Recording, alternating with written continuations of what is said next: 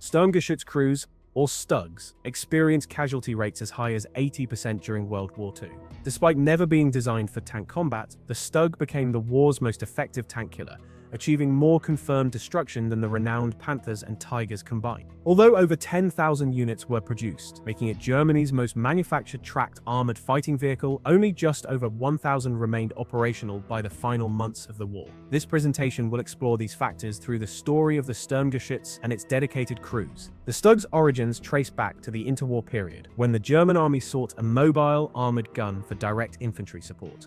Traditional towed artillery proved too slow for the envisioned rapid warfare, leading to the concept of assault artillery. Initial requirements specified a low-profile vehicle, no taller than a standing soldier, mounting a short-barreled 75mm gun within a fixed casemate rather than a rotating turret.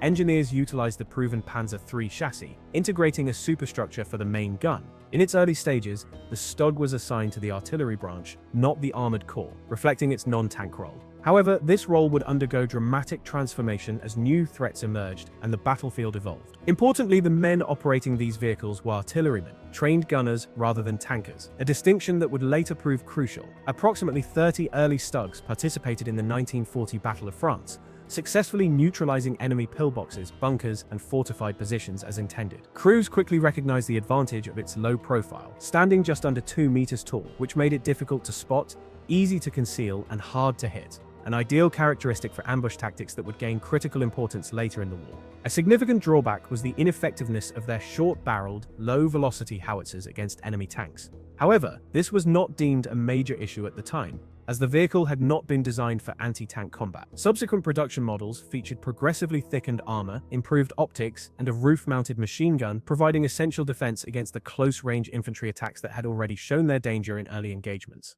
However, the Stug's most significant transformations were yet to come. With the launch of Operation Barbarossa, the massive German invasion of the Soviet Union in the summer of 1941, Stugs reverted to their initial role, providing close-range, high-explosive fire support to infantry. They performed this function effectively, but soon encountered unprecedented challenges, particularly the overwhelming numbers of new Soviet tanks. The T-34 and KV-1 tanks shocked German troops with their heavy armor and powerful guns. Early German anti-tank weaponry struggled against them, and these formidable adversaries arrived in far greater numbers than anticipated.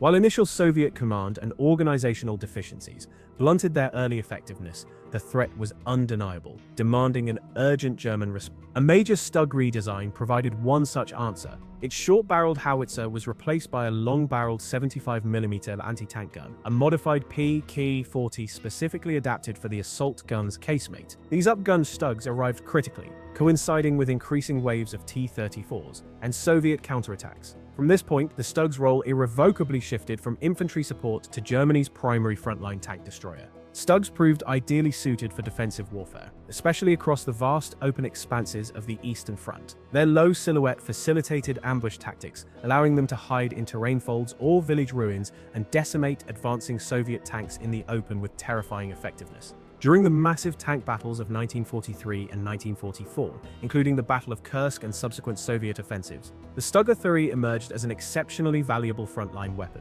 German after-action reports consistently highlighted their efficacy. For instance, during the Kursk operations, Stug battalions reportedly destroyed 4,323 enemy tanks, while losing only eight of their own. Such an impressive kill-to-loss ratio was atypical for most German units at that stage of the war. Yet it became a recurring characteristic of the Stug. This success stemmed from both the vehicle's deployment and the expertise of its crews. Ambush tactics played a crucial role, as did high-quality optics, but equally vital were the men operating the guns.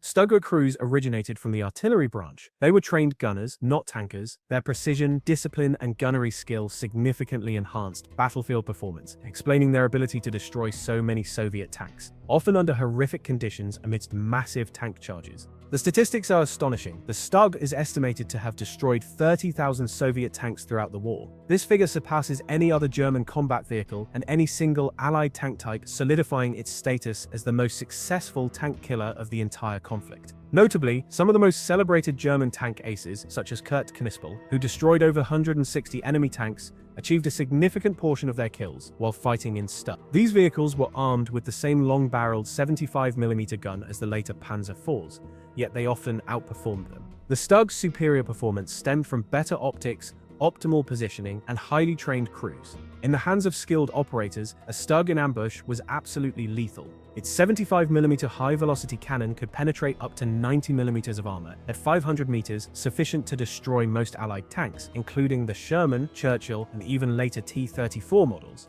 By 1943, the Stug had evolved into a truly formidable fighting machine, weighing approximately 24 tons with robust mobility for its size and role. Its armor had been increased to 80mm, and additional armor plates were bolted onto the sides. Some crews even applied concrete around the nose for perceived extra protection, though these field modifications primarily boosted crew confidence rather than significantly enhancing actual defense. However, a genuine vulnerability emerged. Its sides, numerically superior Soviet anti-tank rifles, could pierce the thinner side armor of German vehicles. This led to the widespread adoption of side skirts known as Schürzen on Stugs and many other German tanks. These thin metal plates were designed to destabilize incoming rounds before they struck the main armor, dramatically reducing their penetration potential. The Stug's roof armor, only about 10mm thick, left it dangerously exposed to top attack threats, whether from aircraft or anti-tank rifles fired from urban buildings. Both would become severe problems as the war progressed. This was a deliberate design trade-off. The Stuggers sacrificed all-around protection for heavier frontal armor, designed to withstand hits from the front,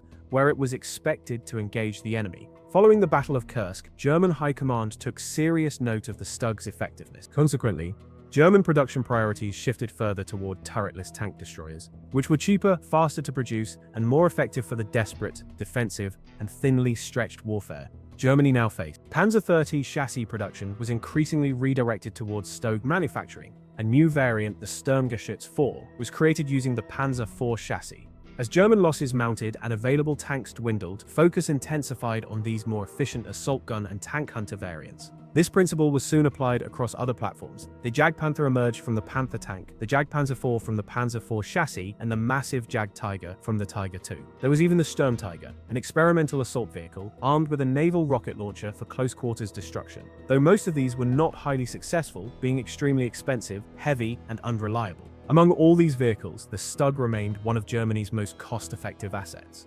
A single Stug cost approximately 70,000 Reichsmarks, compared to about 100,000 for a Panzer IV and roughly 300,000 for a Tiger tank. For every Tiger tank built, Germany could produce 4 Stugs. Given the Stug's effectiveness, one might question why so few survived the war. The answer lies in their operational deployment. As the tide of the war turned against Germany, Stug units were consistently thrust into desperate defensive engagements. While they inflicted heavy losses on advancing Allied armor, the outcome often remained the same. They held their ground until destroyed or until they ran out of fuel or ammunition, necessitating their abandonment and sabotage by the crew to prevent capture. Losses were exacerbated by their deployment strategy. Stugger battalions were continuously rushed from one crisis point to another, tasked with plugging critical gaps in Germany's collapsing front lines. This meant they endured the most intense fighting repeatedly. Often, they served as sacrificial units, covering the retreat of the main army, acting as fire brigades for a faltering front. Over time, they became increasingly viewed as disposable assets. To compound the issue, they were increasingly deployed in situations for which they were never designed. Many were sent into urban combat without adequate infantry or tank support. Some operated with minimal coordination, and almost none received meaningful air cover, as Allied forces largely controlled the skies. Under these conditions, Stugs became highly vulnerable to flanking attacks, handheld anti-tank weapons, and being overwhelmed by numerically superior Allied tanks. A grim reality also emerged when a Stug was hit. Unlike turreted tanks where crews might be somewhat separated by compartments, the Stug's 4-person crew sat together in a single fighting compartment. Consequently, a penetrating hit often killed or wounded the entire crew simultaneously. Later in the war, as Germany's manpower reserves dwindled, replacement crews were poorly trained and often demoralized. These new recruits were thrust into increasingly hopeless battles with minimal preparation and equipment. Furthermore, by the later stages of the war, the Stug designed before the conflict began had become logically outdated, while Allied anti-tank weaponry had advanced significantly. Of the more than 10,000 Stugs produced, only about 1,300 remained in service by 1945, illustrating the brutality of their operational history. Despite these challenges, the Stug remains one of World War II's most effective and practical fighting vehicles, a unique and successful solution. It never achieved the same renown as other famous German tanks and tank destroyers, yet in terms of tank kills, battlefield utility, and wartime production, it was unparalleled. Quietly and without the accompanying fame, it stands as Germany's deadliest armored vehicle.